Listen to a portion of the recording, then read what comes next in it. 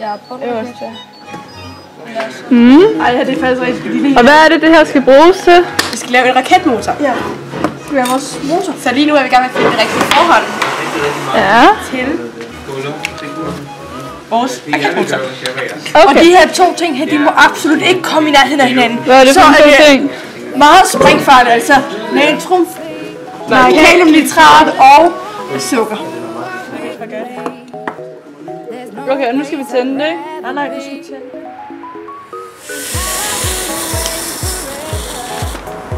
Okay, der er for meget karamel. Der er tydeligt for meget sukker. Hvor meget sukker hældte vi i? Det forhold er ikke rigtigt. Er det der?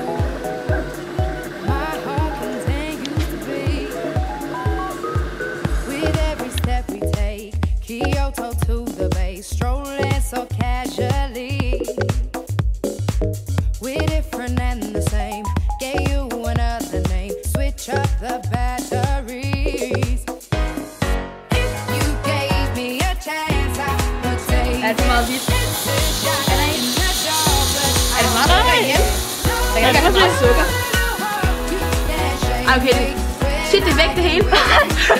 Var ikke det skulle? Nu.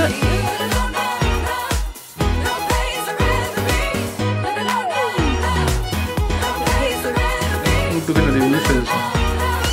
Se, det der. Altså fordampe alt vandet, så det er, at vi kun har fast stof tilbage. Som er vores raket.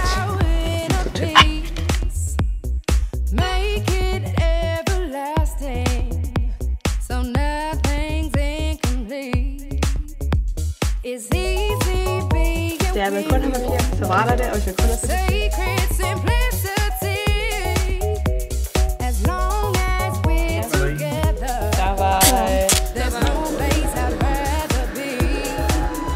Så lækker raket.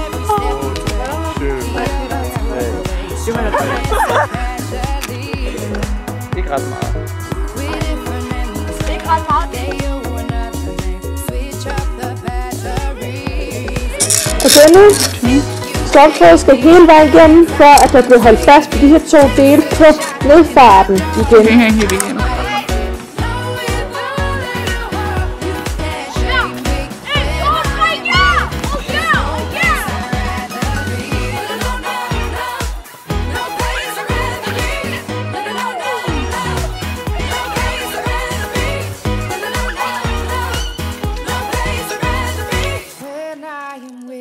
There's no place I'd rather be.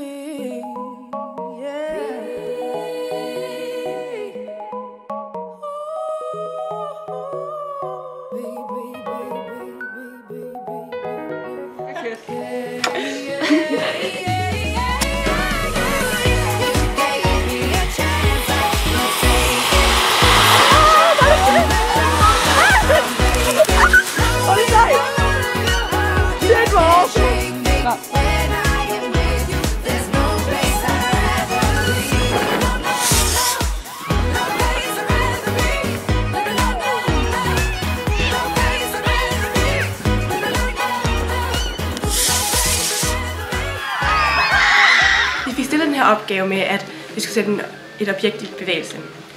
Og det gjorde læreren bedre som at gøre, og på den måde så skulle de samtidig opfylde de fælles faglige mål, der er.